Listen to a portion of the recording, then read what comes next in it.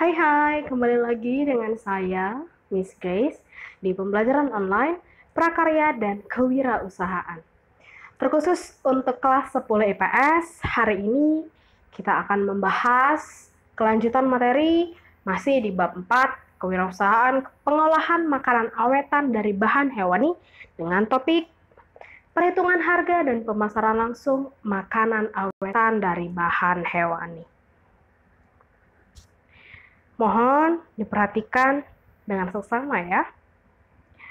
Untuk mendapat atau memperoleh harga pokok produksi, maka kita harus menentukan biaya-biaya apa saja yang sudah dikeluarkan untuk memproduksi sejumlah produk atau barang.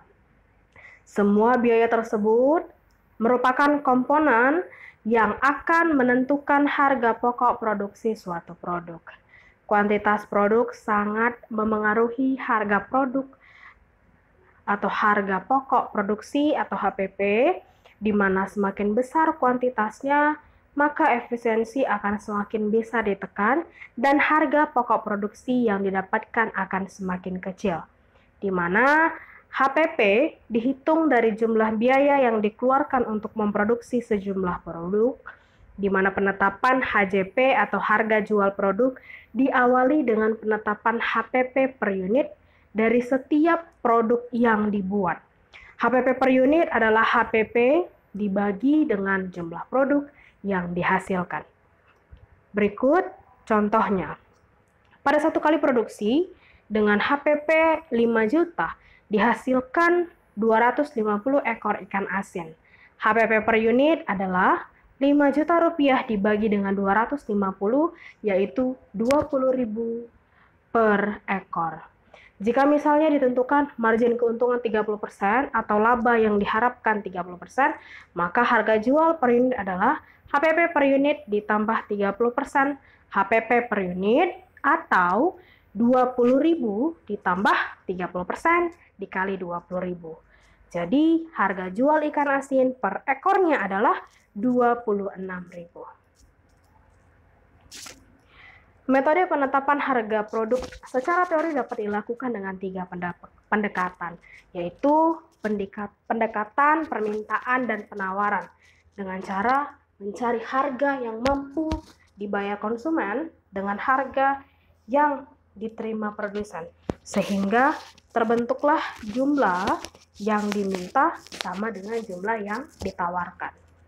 Kemudian yang kedua, pendekatan biaya dengan cara menghitung biaya yang dikeluarkan produsen dengan tingkat keuntungan yang diinginkan. Kemudian yang terakhir, pendekatan pasar dengan cara menghitung variabel-variabel yang memengaruhi pasar dan harga seperti situasi dan kondisi politik, persaingan, sosial budaya, dan lain-lain. Pemasaran merupakan salah satu faktor yang sangat penting untuk mencapai tujuan usaha dalam rangka mendapatkan laba yang direncanakan. Beberapa faktor yang harus diperhatikan dalam menjalankan kegiatan pemasaran suatu produk antara lain jenis produk, persaingan produk, kebutuhan pasar, tujuan pemasaran, dan hal lain yang berhubungan dengan produk itu sendiri, seperti harga jual, kualitas, dan kemasannya. Perlu dilakukan strategi yang tepat untuk menunjang keberhasilan pemasaran produk, yang kita kenal dengan 4P, yaitu produk atau produk, price atau harga, place atau tempat, dan promotion atau promosi. Kita akan bahas satu persatu. Pertama, produk. Beberapa hal yang penting diperhatikan mengenai produk adalah A. Kualitas yang mampu menjawab dan memuaskan keinginan konsumen. Kemudian, kuantitas yang sanggup memenuhi kebutuhan pasar. Kemudian, penciptaan produk baru yang inovatif sesuai keinginan konsumen. Kemudian, penciptaan nilai tambah pada produk, dan yang terakhir, penciptaan produk yang mempunyai daur hidup atau life cycle yang panjang, bukan hanya booming sesaat. Selanjutnya, harga. Beberapa hal yang perlu dipertimbangkan diantaranya mempertimbangkan harga pokok produksi, kemudian menyesuaikan harga produk dengan pasar yang kita bidik, kemudian melakukan perbandingan harga dengan produk yang sejenis yang sudah ada di pasar. Kemudian tempat. Beberapa pertimbangan yaitu lokasi penjualan sebaiknya yang mudah dijangkau konsumen, kemudian lokasi penjualan memiliki fasilitas yang memuaskan konsumen, kemudian yang terakhir lokasi yang mempunyai nilai tambah, ada arena bermain anak dan keluarga, suasana belanja dan bertamasya, dan konsep one-stop shopping. Terakhir, promosi. Beberapa saluran promosi yang bisa digunakan dalam membantu meningkatkan penjualan produk bisa melalui media sosial, blog, dan atau website. Juga bisa dengan mengikuti bazar-bazar yang banyak dilakukan berbagai instansi atau organisasi di lingkungan sekitar. Bentuk pemasaran bisa langsung atau tidak langsung, disesuaikan kebutuhan dan kondisi. Pemasaran langsung menurut Direct Marketing Association adalah sistem pemasaran interaktif yang menggunakan satu atau lebih media iklan untuk menghasilkan tanggapan atau transaksi yang dapat diukur pada suatu lokasi.